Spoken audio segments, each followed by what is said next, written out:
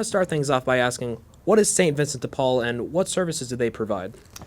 Yeah, so we are focused on people going through transition, people that maybe it's they've living through situational poverty, they've lost their job, healthcare expenses have overcome them, or it could be generational poverty. And what we're trying to do is help people to find a different path that maybe they didn't consider previously. A lot of people living in difficult times live in this world of fiction where they think that's where they have to stay. And our goal as an organization is to show them a way out, a better path to help them to live a better life and have a more fulfilling life and to become independent. So we want to help people from impoverishment into independence. That's ultimately what we're trying to do, and give them the resources that they will need. And it's not a short process. It's not something that happens overnight. It will take patience from ourselves and from those we serve, but over time we feel really, really confident. And our ultimate goal, Colby, is that we put ourselves out of business over time. That's ultimately what we're trying to do for this community. Right, and you said you provide certain resources and services to help accomplish these goals. Specifically, what services are these? Great question. So we're in the process of buying our first building, and within that building will be housed three different projects. The first will be furniture. We will be delivering, as we have for many years, furniture to those in need. A lot of times people get evicted, they can't take their furniture, so we're there to help them through that difficult transition. The second thing we're going to do is we're going to have a commercial kitchen. And within that kitchen, we'll be able to do a couple things. First is we'll be able to produce food products that we'll be able to sell in grocery stores so that we can generate revenue to support our programs. The second is we will teach people some culinary skills on top of teaching them, if they have that desire, how to become an entrepreneur, producing their own product, how they can get it on the shelves of grocery stores, there again on that path to independence. Mm-hmm. The third is we will have a classroom, and we have a curriculum called Changing Lives Forever. And with this program, it's teaching life skills, and we will do a maximum of 18 people per class. It's an 18-week class, and then there's 2 years of one-on-one mentorship where we will go out to their houses and we will work with them. We'll help them put together budgets. We'll help them nutrition, all aspects of life skills we're going to go out and try to help them with. Awesome. For your services and organizations, what communities in this area do you serve? Okay, great. So we're buying the building in Wayne County, specifically in Richmond, but we also serve Union and Fayette County. So all residents of all 3 counties, our official name is the Tri-County Good Samaritans. Okay. Tri-County Good Samaritans, I like that. Mm-hmm. Can you provide some history as to how St. Vincent de Paul was founded? Yes.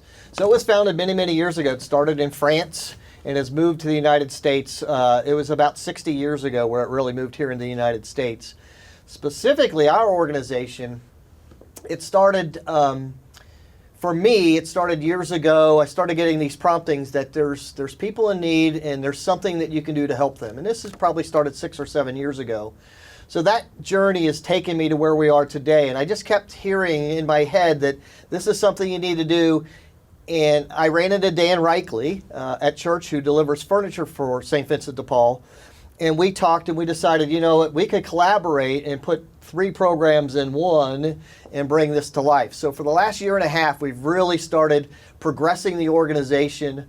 With COVID, it did slow us down a little bit. Right. Because previous to COVID, we were doing monthly workshops for individuals that are going through transition and the most vulnerable citizens in our communities, to teach them cooking lessons. So as an example, we had a crock pot cooking class, and everybody that attended got a crock pot. They got all the foods that we prepared, all the ingredients, the recipes, and then we demonstrated they could take it all with them and cook it at home. And then secondly, we were teaching crafts. So with COVID, we realized that people in nursing homes are really having a difficult time right now. So we've taught some of the individuals to make blankets. So what we're going to do is have another workshop where they're going to make blankets, but they're not going to keep them. They're going to donate them to local nursing homes for the residents there. You mentioned that you that it started out with you being the only person there, and it very gradually but surely grew. How did you find these people, or how did these people find you? Yeah, so it was more word of mouth. And what really, believe it or not, COVID helped our situation. Because what happened is, with COVID, we could not hold the classes anymore. So we said, all right, we have to do something to help the most vulnerable. So what we decided is we would deliver food to families, a week's worth of meals in a box. And with that, it wasn't pre-prepared food. They got recipes, but they got all the raw materials to put that together. And with just a few of us, we could not deliver to everybody. We didn't have the manpower. Asked through the churches for volunteers, and we were flooded with volunteers, people that wanted to help. We had to turn people away to help, and we ended up delivering over 3,800 meals through the first 3 months of COVID, which, that for us, it was just a change we had to make. We had to adapt. Instead of letting COVID be a barrier to us, we found the opportunity. That's awesome. And that sounds like a pretty big challenge. Would you say that was the biggest challenge your organization had to overcome, or what was the biggest challenge that? That was definitely the biggest challenge because, none of us had experience with delivery. So, we had to find people with certain talents that could do spreadsheets, that could come up with routes, that could inspire volunteers to help us. And through that, through the few that we had in the organization, that brought people together. And that also helped us bring in more people into the organization that we have today as well. All right. I guess to close things off, what would you say, or do you have a favorite memory from working here? A favorite task that you've done? Something funny, something shocking? So I think, thinking back, my favorite memory is just seeing, during we delivered to families at Christmas, these same 70 families, meals and some toys, and just seeing their eyes light up when you take that box of items to them and explain to them how to cook the Christmas dinner that maybe they weren't able to have the last few years, and now they had all the ingredients and the instructions to do that. To see that joy in their eyes, that's my favorite memory. I know it's been a short period of time we've been in an organization, but thus far that's been my favorite. Guess you could say that that's also a driving force, is just seeing the reactions that people have to these services, the joy they have. You would say that? Yes, absolutely. And we're going to be doing more and more of that, having more and more of an impact. And this summer we're working with the youth groups within the churches. And those groups, we've got to find projects of people that need repairs in their houses and whatnot, or yard work, what that might be. So we'll be coordinating with the youth groups.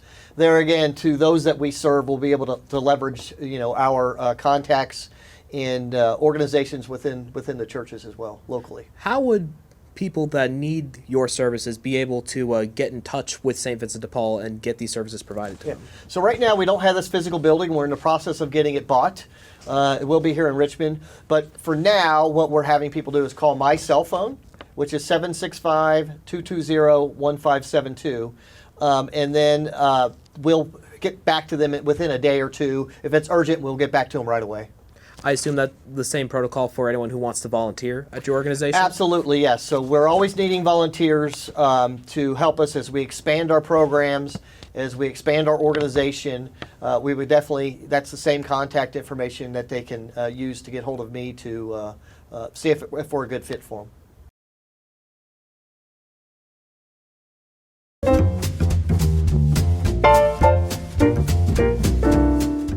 I want to start things off by asking, what is adult daycare and what services does it provide? Okay, well, we are exactly what you said, a center.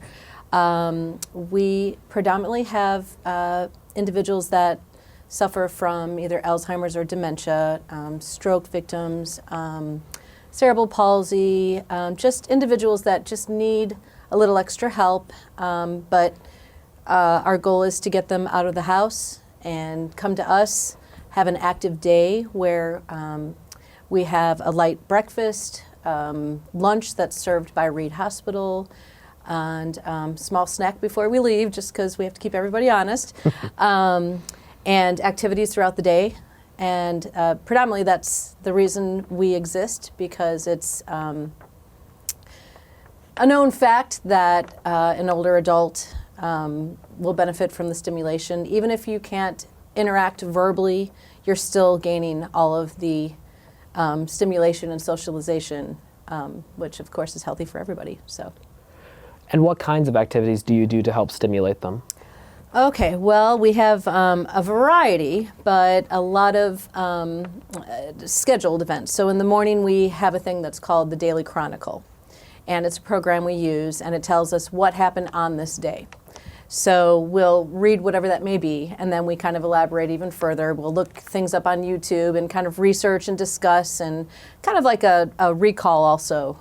You know, do you remember when this happened, and where were you when this happened, that type of thing. Mm-hmm. That's predominantly our morning, and then followed by some chair exercising, followed by lunch, and then in the afternoon we have our main activity. Every day is different. Today, right now, actually, we call it Drum It, and we have an exercise ball that's on top of a laundry basket, and with drumsticks, and we take requests, and whatever song is requested, we drum to it. That's one of many activities.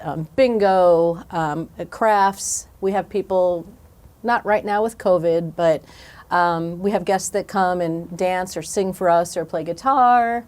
Dog tricks. Dogs come and dog therapists come with their dogs. So it's just a variety. Every day is different.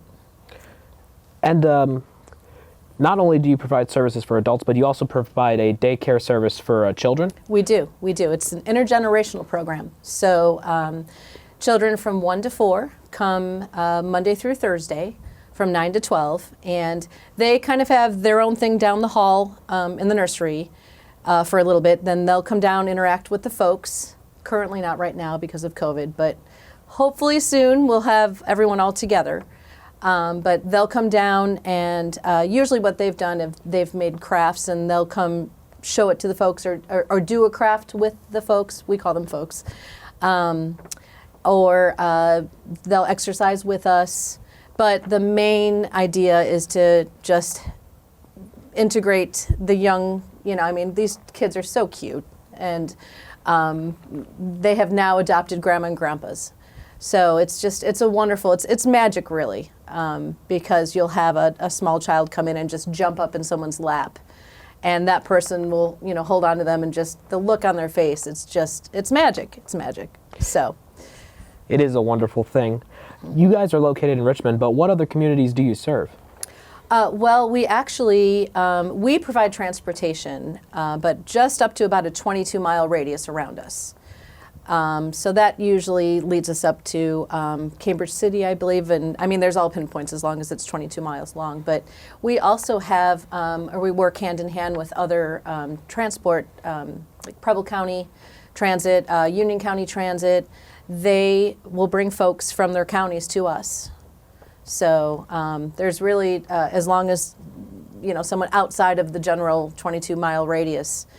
Family members will drive their loved ones in if they don't want to use our transportation, or if they're a little bit too farther out. So it's pretty broad. What would you say is the biggest challenge that adult daycare has had to overcome, or the biggest hardship? COVID. Yeah, we were closed for 3 months. I mean, and rightfully so. Right. But our programming has changed completely. We have to be socially distant, of course, and all masked at all times. So some of the activities that normally would be, just par for the course, it can't be right now. So it's been challenging. It's been challenging to come up with new and different ideas that we can do, A, socially distant, and then B, without, handling things. Right. So that's been a challenge. But we're doing good. I mean, the first few weeks was a little hairy when we opened back up, but now it seems like it's just been this way forever. So excellent. No. COVID's been hard on all of us. It has. Yes. It has. Yeah. Do you have a favorite memory from working at adult daycare? Oh my goodness, I have many. But this is just kind of a broad. What I love the most is we call them moments of clarity. So you might have an individual that with the disease of Alzheimer's. They don't remember their name. They don't remember their loved ones' names. They don't remember how to eat with a fork. But every so often, you find a connection. You'll be talking with them, and you'll just say something that just clicks, and you'll have a moment of clarity. Where, for instance, I had a gentleman, his wife was having a hard time. He didn't know her anymore, and she didn't understand why that was. And she just said she felt so lonely. She lost her husband. This was another person in front of her. And he and I were sitting one day, and he looked at me and he said, "Will you tell her that I love her, and can I make a Valentine?" And this is a gentleman that just didn't really speak much at all. And it just came out so clear. I said, "Well, of course." So we went ahead, got the craft stuff out, made a Valentine. And when she came to pick him up, he handed it to her, and she just sobbed. She couldn't believe it. She was so thrilled to receive that. Amazing. So yeah, it's really cool when we have those moments of clarity. And for us, we get to know that person too after a while. We get to see bits of who they were before the disease. So it's neat. Right. Before we wrap things up, what would you say is the best and most effective way to contact adult daycare for anyone who wants to volunteer there or anyone who wants to use your services? Oh, well, first and foremost, just call us. We can give you that information. Or we have a Facebook page. We also have a website. And that would be just the easiest way to get a hold of us. We're very laid back, family environment. That's one thing that sounds cliche, but if you've entered our door, you've become family. And it's just it's just a fun, relaxed environment. And come see us.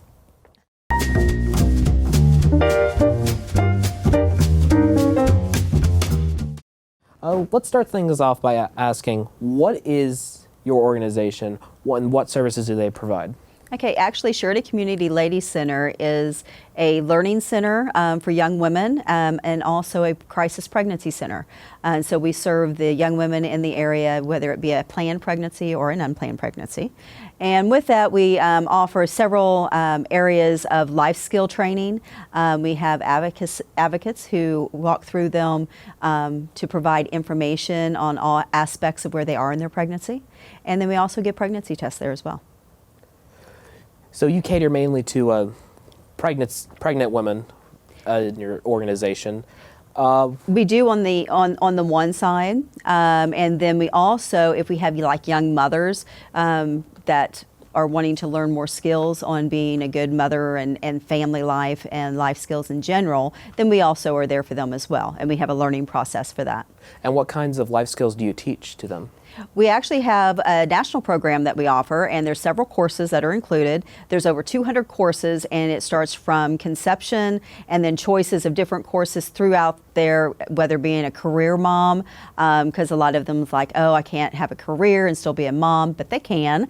So we're able to give them the courses for that, as well as taking care of your homes, health for you, health for the baby. And this goes all the way up through toddler stage. And then we do financial literacy courses. We have other courses for taxes. This is tax season. And so we also offer courses for the taxes. We have a Bible studies and baking classes. So with the baking classes, it's a peer class. So we have older women come in and teach them into the baking area, and then they go and do a study. And then when they come back, the food is prepared, and then they partake of it. So those are just some of the different areas that we do offer, and we are completely faith-based. So everything has a spiritual element to it. You guys are located in Richmond. We are. But what other communities do you serve, or what communities do you serve in general? Actually, we will serve anyone who comes in our doors. So we are located on the west side of Richmond at 340 Northwest 5th Street on the corner of Peacock. And so the pregnancy center in Wayne County, and we're the only faith-based pregnancy center here in town.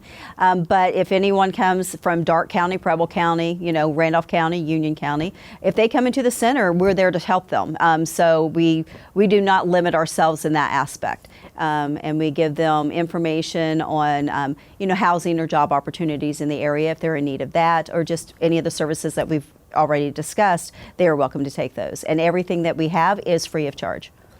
Amazing. And serve everyone near and far. Exactly. Can you provide some history as to how Surety was founded in its founding? I sure can. Actually, the founders, which are Rodney and Diana Houston, or Diana is a Houston, Anderson, I'm sorry. But they actually were living out of state at the time, but they became affiliated with some pregnancy centers where they were, and they were moving back to Richmond. And it really tugged on Diana's heart to found a pregnancy center and put it in Richmond and offer these services to the young women here. Because, when the young women are in an unplanned pregnancy, there's a lot of fear and uncertainty, and they don't know what to do, and they have an emotional decision. And so we want to provide a place that they can come. It's a safe place that gives them hope and provides life to go on from there. Would you say that maybe that desire to help women of unplanned pregnancies, does that come from any personal experience from theirs, or? As far as they do not have children of their own, neither do I. But I think it was just a need that you look and see what is available, because there's a lot of publicity, I guess you would say, on Planned Parenthoods and, abortion being so readily available, that we want to be there to inform them, let them make an informed decision on whether they are going to carry through the life of the baby. And that is our hope and prayer, that they carry the life of the baby, go through the full term with the life of the baby. And by doing that, we provide all the information that they need for whether it be adoption or parenting, even beyond that. So you would say it was more founded out of a desire to inform women that there are other options for them and their child other than abortion. Exactly, yes. And we want to be an advocate for that, and even inform them of, all the information that they need to know, regardless of whether it's going to be abortion, adoption, or parenting. But we are strong advocates, and we are completely pro-life, so we do hope that they choose life. Amazing. What drives you in your tasks and your responsibilities in this organization? In other words, what's your biggest motivation? To know that I'm providing a safe place for these young women to completely express themselves and let them realize that they're not trapped in a situation when they first find out about being pregnant. A lot of them feel trapped, and just being able to be there and say, you know what, you can still do all of your goals. It just looks a little different now, and just to give them that hope, and whether it be an unplanned pregnancy or a planned pregnancy, just to provide that hope and resource for them. And when and what in your life made you decide to pursue a job in nonprofit work, particularly in women's help and health? Well, what's really interesting with that is actually I've been in the nonprofit sector since 1982, and then for women since 2002 with a couple of other organizations that I have. So it was just a drawing that, women need women, and young women need older women in order to confide in. A lot of family situations are not there and readily available for them for one reason or another. Some of them are really blessed with good homes, but there are some that they just don't feel like they have someone to talk to. But I have always felt this need to serve, even in all my other hats that I wear in life, just serving, and giving to others. It just makes me, feel like, okay, I've been able to help them along the way, and I want them to succeed. Okay. Moving back into the organization itself and involving you, what is the biggest challenge that Surety has had to overcome that you've been involved with?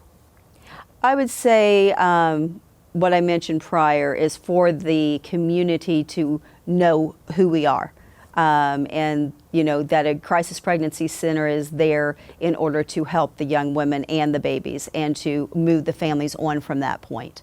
And we're there as a pro-life organization. We're there as a learning center, you're welcome to come in and meet with us and just to get the word out. And I think that's the biggest challenge with any organization or any business is finding the right avenues and resources in order to get the word out to say, hey, we are here for you, and please come and see us and be there, whether it be as a volunteer or as a client that actually comes in the doors. All right. Well, before we close things off, I would like to take the opportunity to ask you, what would you say is the best way and the best method for anyone who wants to use your services or come volunteer at your organization?